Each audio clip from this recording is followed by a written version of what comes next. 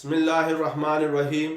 अस्सलाम वालेकुम dear 8th class के स्टूडेंट आज के लेक्चर्स में हम एक्सरसाइज 11.3 करेंगे मैथमेटिक्स की।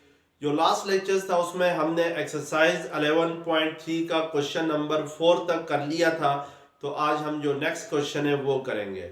स्टूडेंट आपसे गुजारिश की जाती है कि मेरे चैनल्स को सब्सक्राइब करें, बेल आइकन को क्लिक करें, वीडियो को लाइक करें, शेयर करें। Thank you very much.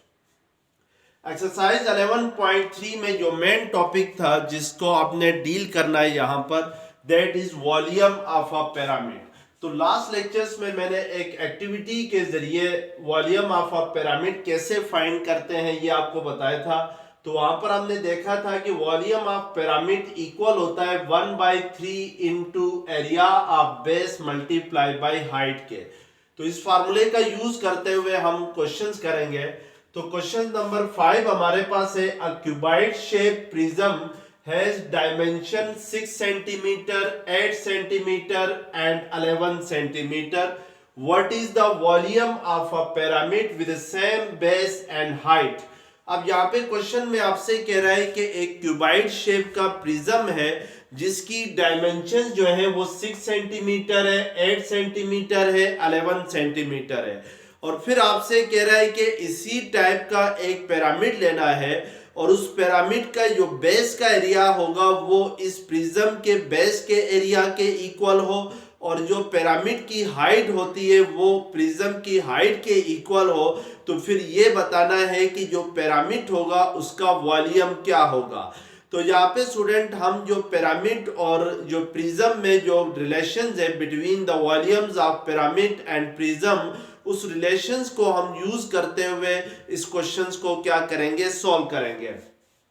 अब लेट्स सपोज आपके पास एक क्यूबाइड शेप प्रिज्म वो प्रिज्म होता है जिसमें हर साइड जो है प्रिज्म की वो रेक्टेंगल की शेप में हो। लेट्स सपोज अगर आपके सामने में एक प्रिज्म बनाओ तो ये जो प्रिज्म है इसमें हर साइड क्या है, रेक्टेंगुलर शेप में है, तो इसलिए इसको हम क्या कहेंगे, क्यूबाइड शेप प्रिज्म कहेंगे। अब लेट्स सपोज इस प्रिज्म, क्योंकि जो प्रिज्म होता है वो 3 डायमेंशनल फिगर होती है, उस 3 डायमेंशंस में फर्स्ट डायमेंशन जो है वो गिवन है 6 सेंटीमीटर। डायमेंशंस कहते हैं स्टूडेंट जो length, width and height of prism है, इसको हम क्या कहते हैं, डायमेंशन कहते हैं। यहाँ पे ये डिफाइन नहीं हुआ है कि 6 सेंटीमीटर इस प्रिज्म की लेंथ है या विड्थ है या हाइट है। इसी तरीके से 8 सेंटीमीटर क्या चीज है ये हमें मालूम नहीं है, बस हमें सिर्फ जस्ट ये मालूम है कि ये एक प्रिज्म है। लेट्स सपोज अगर इसकी विड्थ को मैं 6 सेंटीमीटर कहता हूं, लेंथ को 8 सेंटीमीटर कहता हूं, तो हाइट को मुझे क्या कहना होगा, 11 सेंटीमीटर कहना होगा। तो यहाँ पे ये कंफर्म नहीं है, याद रखें कि ये 11 सेंटीमीटर हाइट है या विड्थ है या लेंथ है। तो अब हमने पहले इस प्रिज्म का हमने वॉल्यूम फाइंड करना है। तो वॉल्यूम ऑफ प्रिज्म किसके इक्वल होगा, वॉल्यूम ऑफ प्रिज्म इक्वल होगा length into width into height के इक्वल होता है। तो लेंथ हमारे पास यहाँ पे क्या है, 8 है, और विड्थ क्या है, 6 है, हाइट क्या है, 11 है। तो इन तीनों को अगर आप आपस में मल्टीप्लाई करते हैं तो जो डायमेंशंस दी गई है इन तीनों को अगर इन तीनों का प्रोडक्ट ले लें तो that will be the volume of prism. तो 11 6 क्या होता है, 66 होता है, और 8 को 66 के साथ मल्टीप्लाई करें तो 8 6 48, तो 4 कैरी चला जाएगा, 8 6 48, 48 प्लस 4 क्या होगा, 52 होगा। तो इट मींस कि जो वॉल्यूम ऑफ प्रिज्म आपके पास आ जाएगा दैट इज 528 सेंटीमीटर क्यूब के इक्वल आ जाएगा।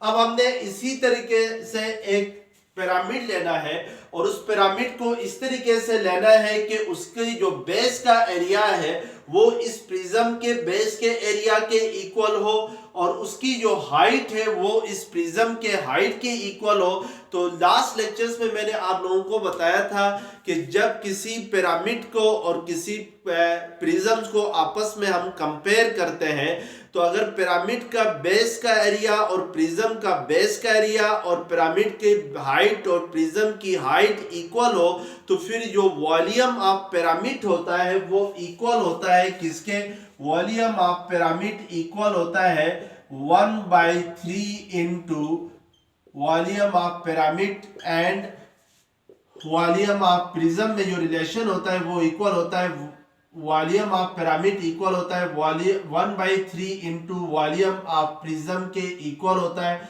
यानी वॉल्यूम ऑफ प्रिज्म को अगर 3 के साथ डिवाइड करें तो हमारे पास वॉल्यूम ऑफ पिरामिड आता है। और यहाँ पे शर्त ये है, इस रिलेशंस को फुलफिल करने के लिए शर्त ये है कि जो पिरामिड है और जो प्रिज्म है उसका वो बेस का एरिया और उन दोनों की हाइट आपस में क्या होनी चाहिए, इक्वल होनी चाहिए।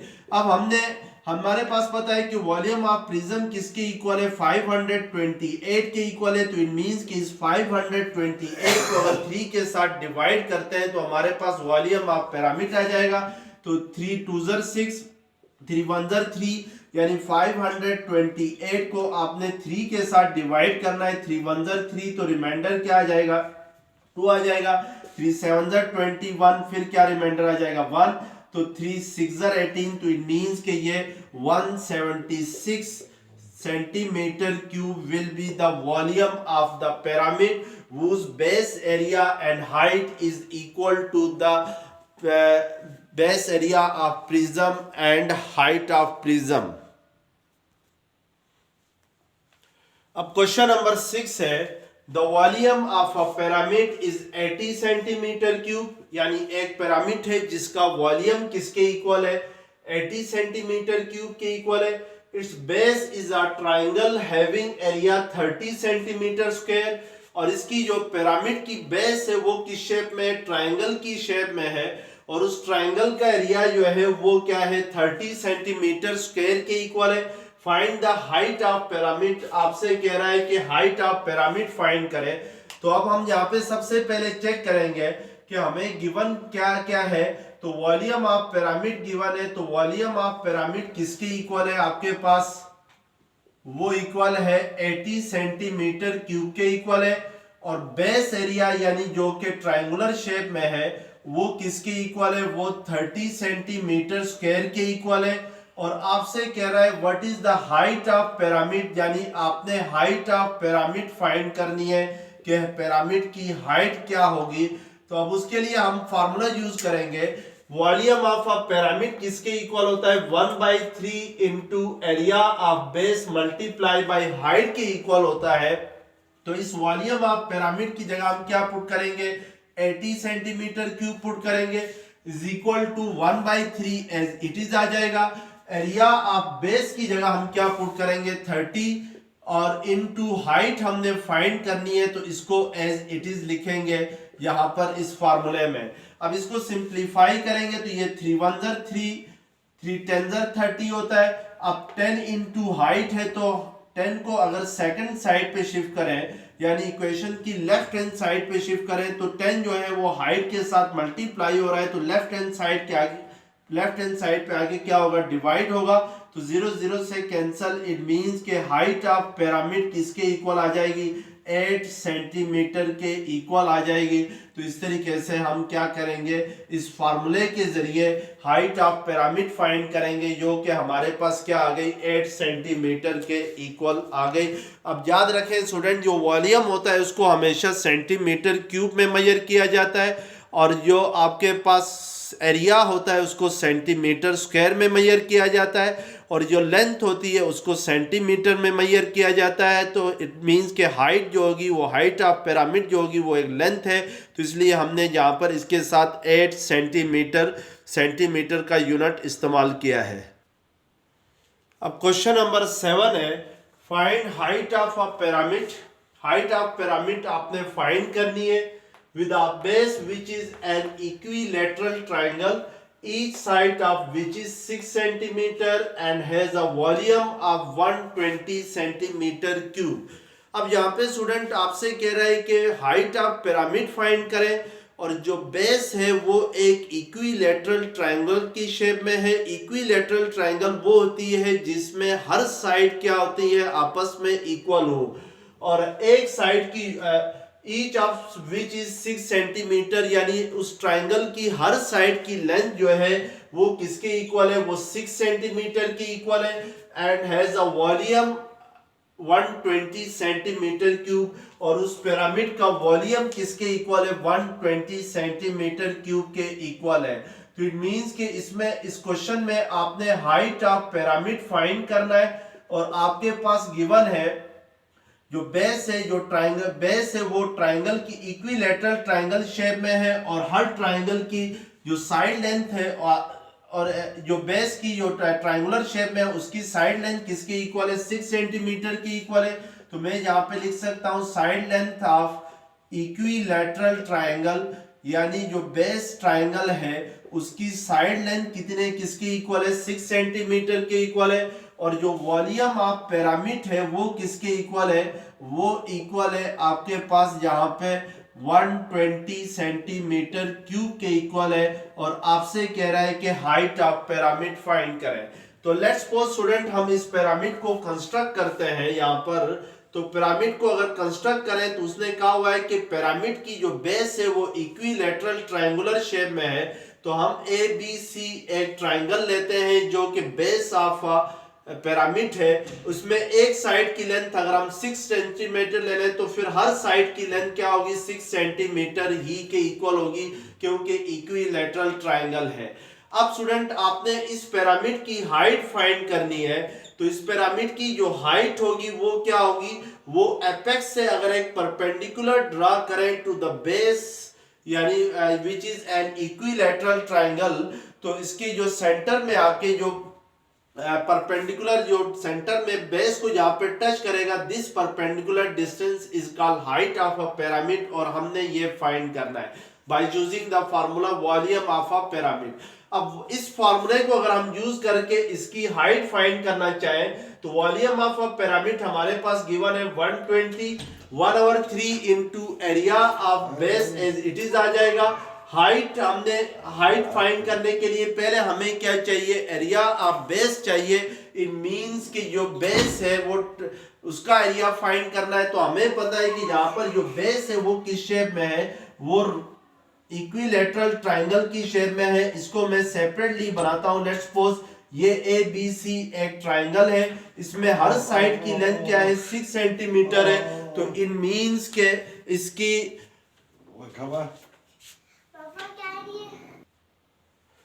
अब इस इक्विलैटरल ट्रायंगल का हमने एरिया फाइंड करना है। तो हमें पता है कि एरिया ऑफ अ ट्रायंगल किसके इक्वल होता है, area of a triangle equal होता है 1/2 into base multiply by height की इक्वल होता है। तो इट मींस कि इस इक्विलैटरल ट्रायंगल की बेस तो हमारे पास है वो है 6 सेंटीमीटर, नहीं है तो इसकी हाइट नहीं है। तो पहले अगर इसकी हाइट फाइंड करें तो उसके लिए सी से एक परपेंडिकुलर ड्रा करना होगा ए बी के ऊपर।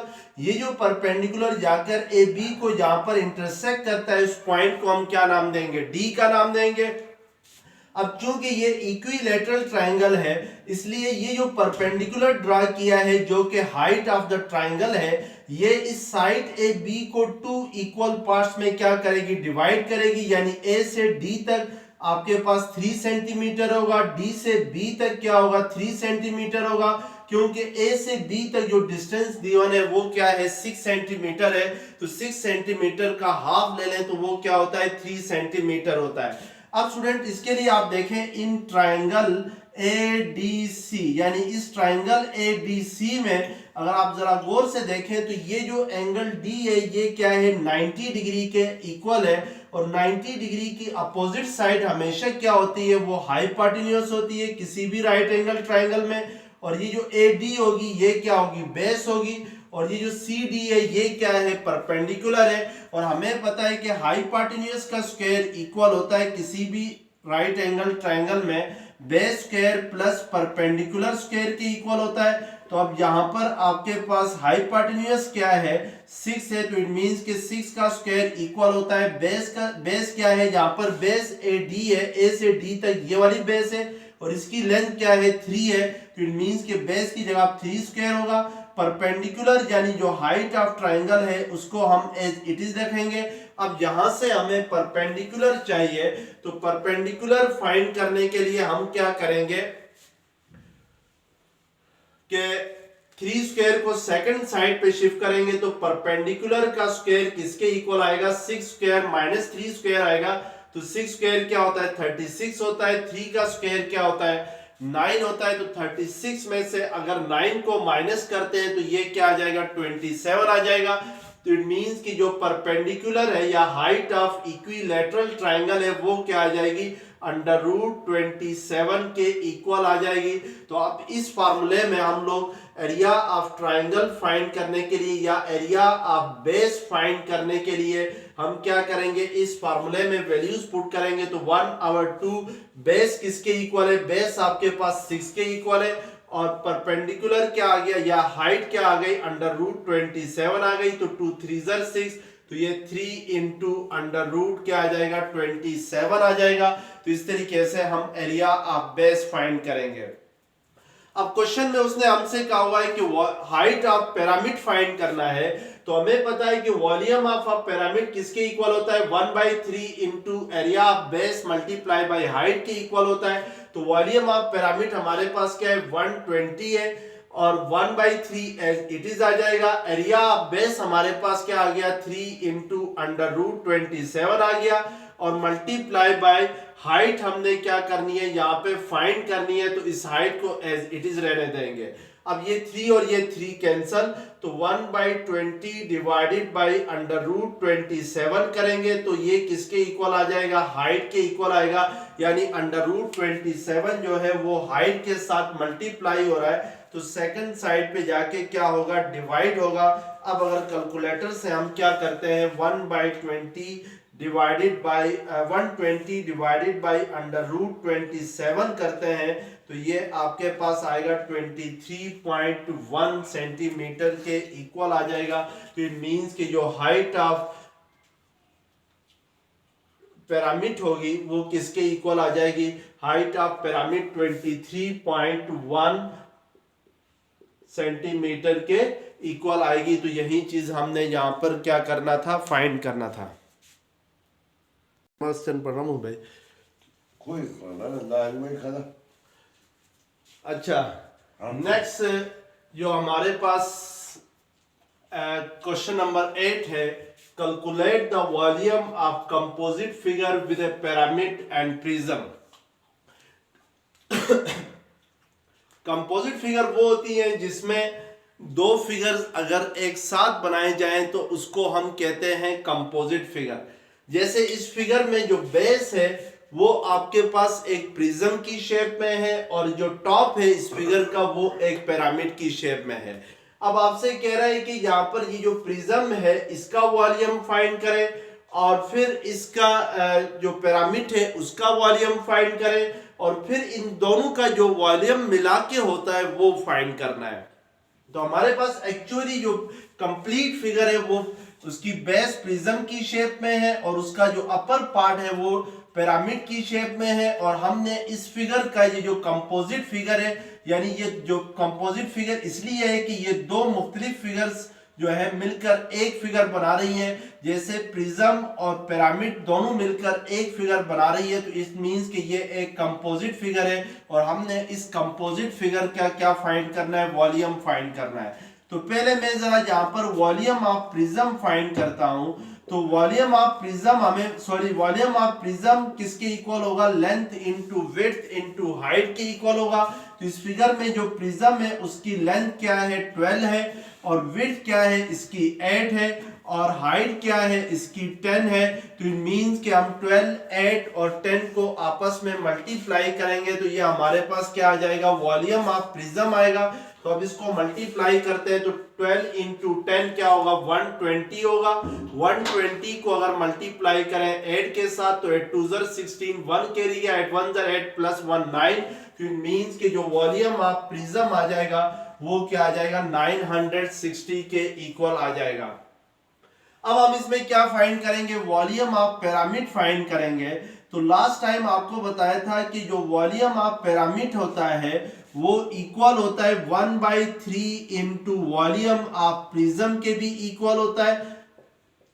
तो यहाँ पर हमारे पास जो प्रिज्म का वॉल्यूम है वो किसके इक्वल आ गया है, वो आ गया है 960 के इक्वल आ गया है।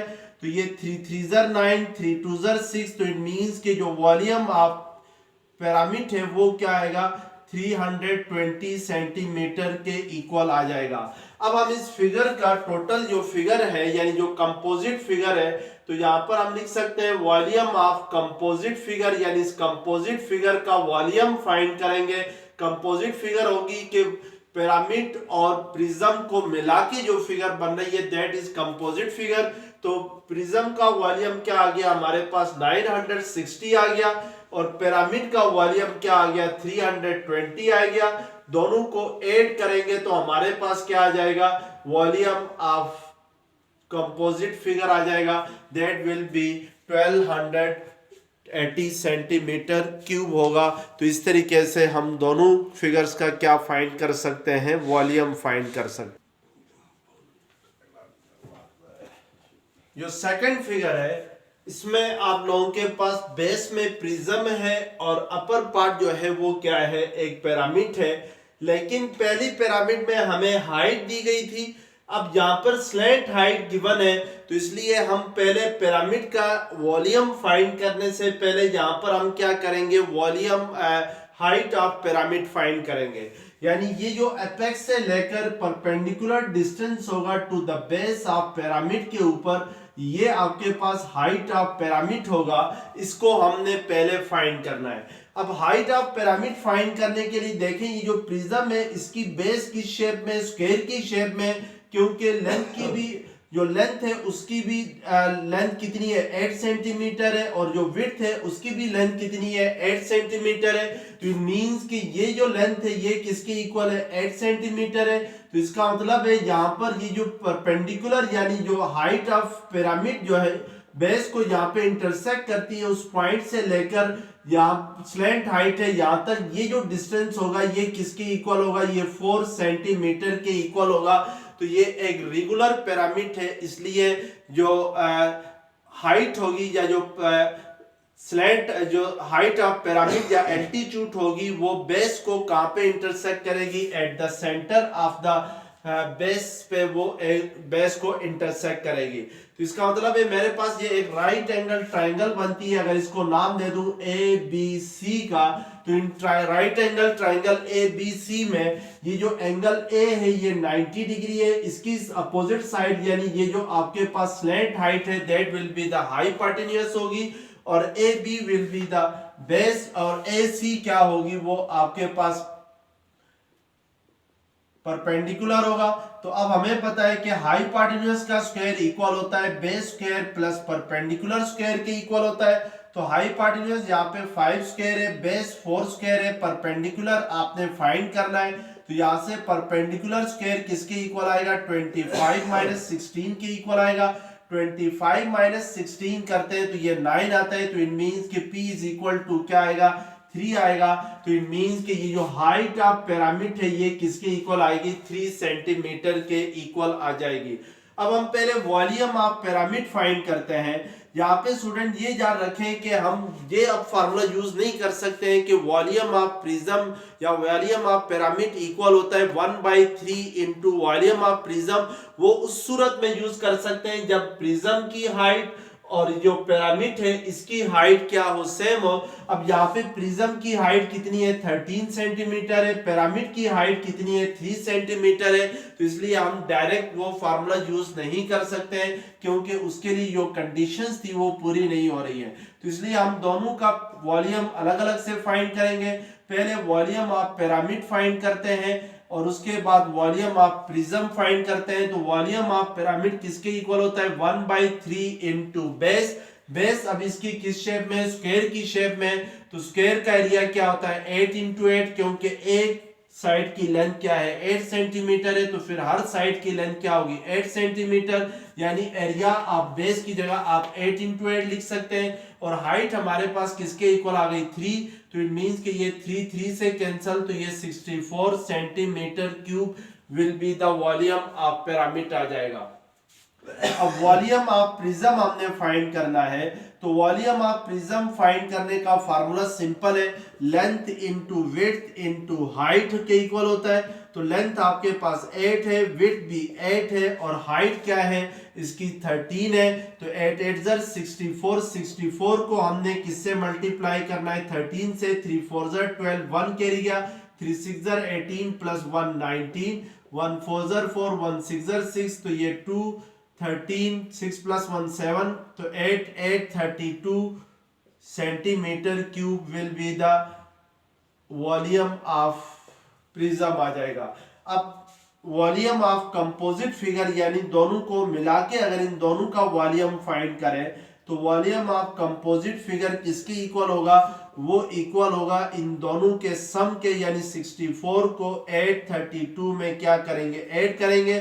4 + 2 6, 6 + 3 9, तो ये 896 centimetre cube will be the volume of the composite figure, यानी इन दोनों पिरामिड और प्रिज्म का जो मिला के वॉल्यूम बनेगा that will be the composite volume होगा। तो इस तरीके से हम क्या करेंगे, इनका वॉल्यूम फाइंड करेंगे। तो ये हमारा आज का लेक्चर हुआ।